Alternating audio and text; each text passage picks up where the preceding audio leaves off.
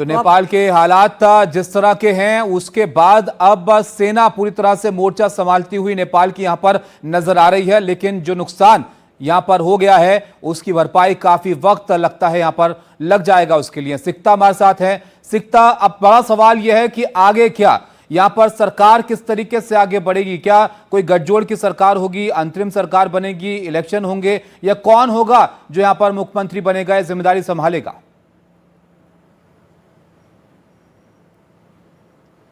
इस वक्त सबसे बड़ा सवाल है कि इस पॉलिटिकल वैक्यूम की भरपाई कौन करेगा। आंदोलनकारियों की यही मांग रही कि उन्हें नया नेतृत्व चाहिए, नया लीडरशिप चाहिए। उनका जो ट्रस्ट है, उनका जो फेथ है पॉलिटिकल क्लास में, वो खत्म हो चुका है। इसलिए जिस तरह से हमने देखा कि उन्होंने संसद भवन के अंदर घुसकर एक एक चीज को जलाया, सभी जरूरी कागजात भी जला दिए, तो उस तरह का गुस्सा, उस तरह का जो उबाल था वो पॉलिटिकल क्लास की तरफ था। और वो चाहते थे कि एक ऐसा नेतृत्व अब नेपाल की कमान संभाले जो उनके लिए सोचे, देश के लिए सोचे, देश के आर्थिक संकटों के बारे में ध्यान दे। अब सबसे बड़ा सवाल यही है कि ये फॉर्मूला क्या होने वाला है। केयर टेकर गवर्नमेंट होगी, इंटरिम सरकार होगी, जल्द चुनाव होंगे। फिलहाल आर्मी ने पूरे देश को अपने कंट्रोल में लिया है, ताकि जो उपद्रव हमने कल देर रात तक देखा, जगह जगह आगजनी की घटनाएं, लूट की घटनाएं हो रही थी, उसको कंट्रोल में करने के लिए बहुत सारे इलाकों में अब गाड़ियां जाना अलाउड नहीं है, टैक्सीज यहाँ नहीं चल रही हैं। तो आवाजाही थोड़ी बाधित हुई है, क्योंकि ये ज़रूरी भी था कि जिस तरह से माहौल यहाँ कल देर रात बन रहा था। तो अब सवाल ये है कि टेबल पर आकर बैठकर बातचीत कौन करेगा।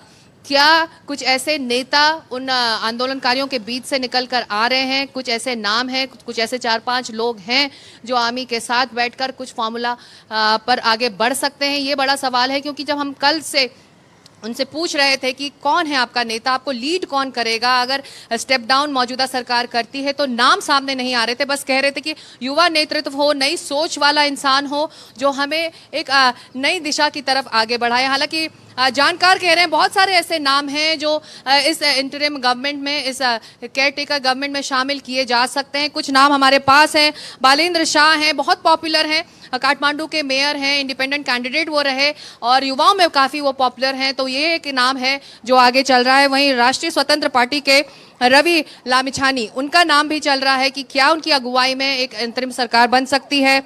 सुदाम गुरुंग का नाम भी चल रहा है और कुलमान घिसिंग का नाम चल रहा है। तो ये वो 4 नाम है जिससे इर्द गिर्द बातें हो रही हैं, लेकिन अभी कोई फॉर्मूला सीधे तौर पर सामने आता दिखाई नहीं दे रहा है। लेकिन इतना ज़रूर है कि जल्द ही इस पॉलिटिकल वैक्यूम को खत्म करने के लिए, इस लीडरशिप के वैक्यूम को खत्म करने के लिए आर्मी चीफ को पहल करनी होगी और देखना होगा कि क्या आज शाम तक कुछ तस्वीर साफ हो पाती है। ताबिश, बिल्कुल, प्रधानमंत्री कौन होगा, ये एक बड़ा सवाल यहां पर है। किसकी जिम्मेदारी यहां पर होगी अब इस तमाम हालातों को सुधारने के लिए, क्योंकि अविश्वास तो तमाम पार्टियों को लेकर ही यहां पर लोगों का नजर आया है। अदिति, बिल्कुल। और सिकता, यहाँ पर अब अगर हम बात करें तो क्या एक्टिविटीज को लेकर कोई जानकारी मिल पा रही है? जो अब सेना का संरक्षण प्राप्त है, पूर्व प्रधानमंत्री हो चुके हैं अब ओली, कहां पर है? क्या वो देश से भाग चुके हैं या भागने की कोशिश कर रहे हैं? क्या इस बारे में कोई जानकारियां सामने आ पा रही हैं?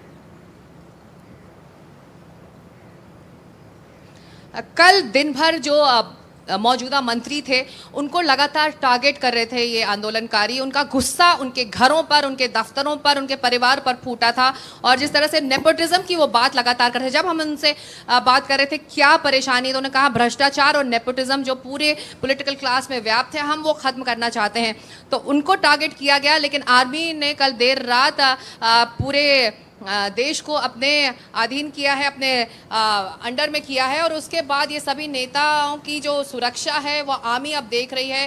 पूर्व प्रधानमंत्री ओली जिन्होंने अपना इस्तीफा दिया, जानकारी मिल रही थी कि वो शायद देश से निकल सकते हैं, देश के बाहर जा सकते हैं, लेकिन खबर ऐसी भी है कि आर्मी के संरक्षण में है। उनके गांव में भी उनके घरों को जला दिया गया था, टारगेट किया गया था। तो जो यहाँ पर मौजूद हैं, मौजूदा जो मंत्री थे जिनको टारगेट किया गया था वो यही है, देश में है। ऐसी फिलहाल कोई जानकारी ये नहीं है, ऑफिशियल जानकारी नहीं है कि वो देश छोड़कर जा चुके हैं। अदिति, बिल्कुल, अब तो ये भी देखना होगा कि ये लोग यहाँ पर कहाँ हैं। अनंत भी हमारे साथ जुड़े हैं, अनंत अनुराग।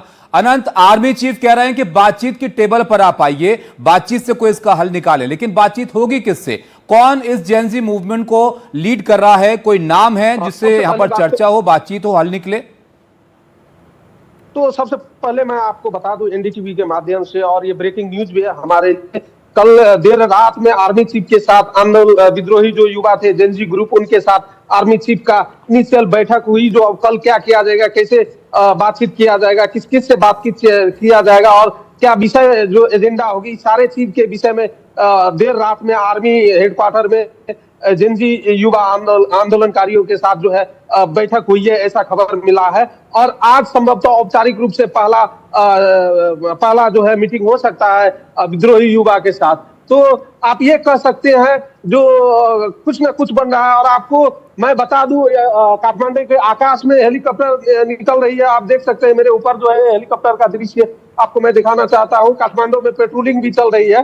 तो कह सकते हैं अभी काठमांडू का सड़क आर्मी सुरक्षा दे रही है। आर्मी बहुत हम्बल तरीका से प्रस्तुत हो रहे हैं आम नागरिक के साथ और संचार कर्मियों के साथ भी कोऑपरेट कर रही है। लेकिन ब्रेकिंग न्यूज जो मैंने आपको बताया, देर रात में आर्मी चीफ के साथ जेनजी युवा ग्रुप का एक बैठक हुई और बैठक के बाद जो है आज का एक पहला चरण का मिति तय हुआ है। तो वह मीटिंग के बाद ही चल पाएगा अब किस तरह से जो है आगे बढ़ेगी बातें। लेकिन शहर का जब बात करेंगे तो मैंने शहर के बहुत सारे गली अपने बाइक पे चढ़ के तरसने का कोशिश किया। सड़क शांत है, सारे जगह शांति दिख रहा है। लेकिन मैं जब संसद भवन में आया तो संसद भवन का मंजर कुछ ऐसा था जो मंजर दिल दहला देने वाला था। अनंत, अगर जल्दी से आप ये बता पाए यहाँ पर संक्षेप में हमें कि बालेन शाह और सुदान गुरुंग जो है वो इस वक्त कहां पर हैं अभी? देखिए, बालेन शाह जो है वो अपने घर में है और काठमांडू का जो नगर प्रहरी है उनके सुरक्षा घेरे में है। आर्मी सब भी जो उन लोग को प्रोटेक्शन दे रहा है। कुल मिला के जो खतरा जहां पे दिख रहा है, जिसके ऊपर खतरा दिख रहा था, उन सभी को जो है हाई सिक्योरिटी के अंदर रखा गया है। और पूर्व प्रधानमंत्री केपी शर्मा ओली राजीनामा देने के बाद जो है आर्मी के हेलीकॉप्टर चढ़ के कहां गए हैं ये मालूम नहीं, लेकिन स्रोत से पता चला है कि वो आर्मी के किसी बड़े बैरक में सुरक्षित तरीका से बैठे हुए हैं। और सारे नेता के घर लगभग जल के राख हो चुकी है। काठमांडू में हो, काठमांडू से बाहर। बिल्कुल अनंत, आप नजर बनाए रखिए।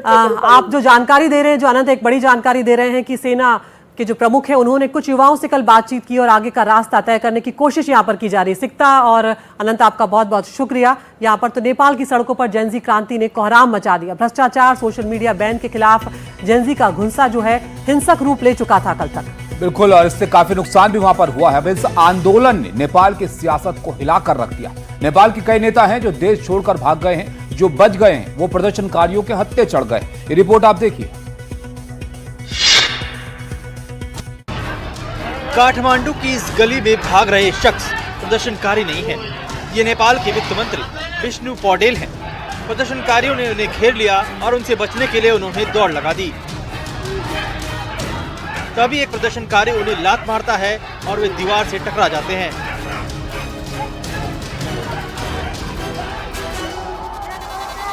जिसके बाद प्रदर्शनकारी उन्हें अपने साथ ले जाते हुए दिख रहे हैं। इतना ही नहीं, प्रदर्शनकारियों ने पूर्व प्रधानमंत्री शेर बहादुर देउबा के घर में घुसकर उन्हें इतना पीटा कि वे खून से लथपथ हो गए। देउबा की हालत गंभीर है। इन तस्वीरों में आप देख सकते हैं कि सुरक्षा बल देउबा को प्रदर्शनकारियों के कोप से बचाने की जद्दोजहद कर रहे हैं। नेपाल की विदेश मंत्री और शेर बहादुर देउबा की पत्नी आरजू देउबा को भी प्रदर्शनकारियों ने नहीं बख्शा। वे जान की भीख मांगती रही, लेकिन उन्हें भी बुरी तरह से पीटा गया।